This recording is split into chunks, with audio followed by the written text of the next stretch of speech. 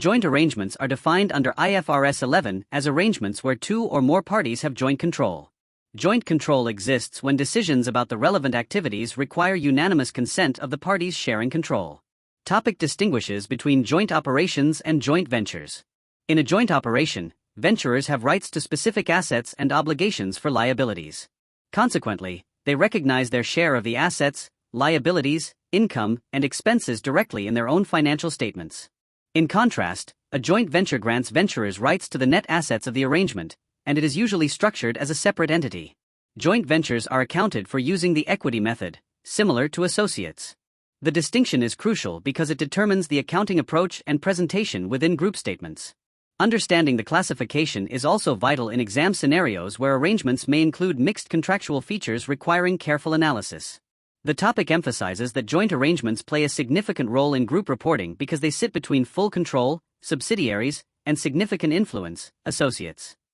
For joint operations, direct recognition of assets, liabilities, income, and expenses ensures that the investor reports its proportionate economic exposure rather than using the equity method.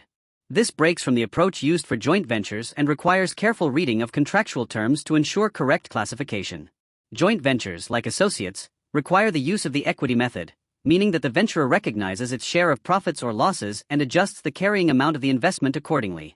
The topic further outlines that IFRS 11's classification criteria must be applied rigorously, considering structure, legal form, contractual terms, and other factors.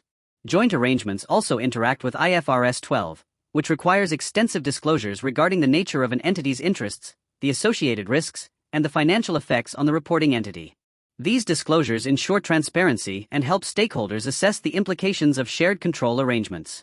Understanding joint arrangements is therefore essential for both numerical and discursive exam tasks. IFRS 12 Disclosure of Interests in Other Entities.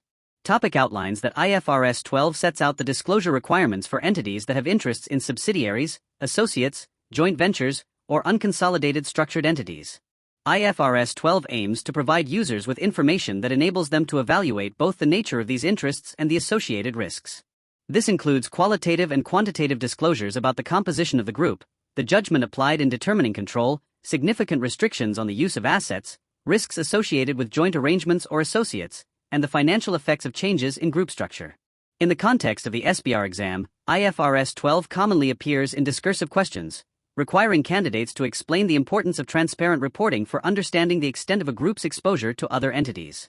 The standard plays a crucial role in ensuring comparability between entities with complex organizational structures. The topic emphasizes that IFRS 12 acts as a unifying disclosure standard that consolidates disclosure requirements previously dispersed across multiple other IFRS standards. For subsidiaries, entities must disclose the composition of the group, non-controlling interests, and significant restrictions over assets or cash flows. For associates and joint arrangements, IFRS 12 requires summarized financial information, the nature of the relationship, and the extent of the reporting entity's involvement.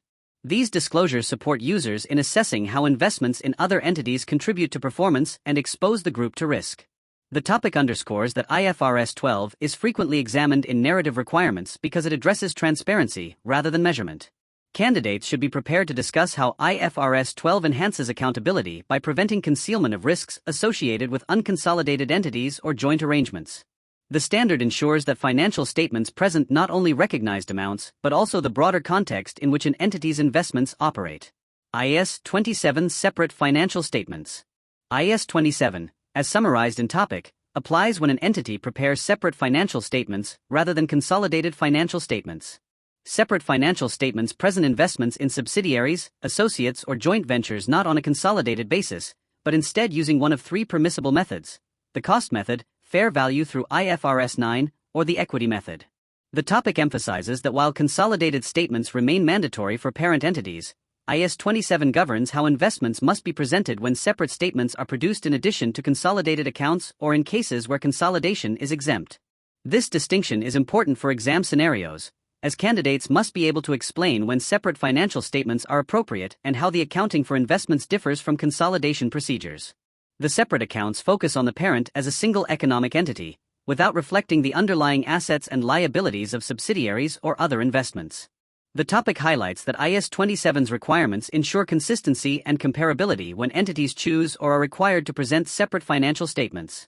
Choosing the cost model means investments remain at cost unless impaired, whereas IFRS 9 requires fair value measurement through profit or loss or OCI depending on classification.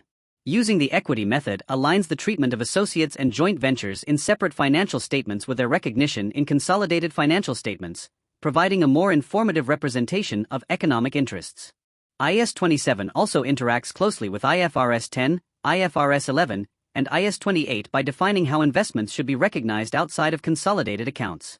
Although less numerically demanding than consolidation, IAS 27 is commonly tested in discursive exam questions assessing understanding of reporting boundaries and the purpose of separate financial statements. These statements remain particularly relevant for jurisdictions requiring parent-only accounts for regulatory or dividend distribution purposes, reinforcing the need for clarity in the accounting policy choice for investments.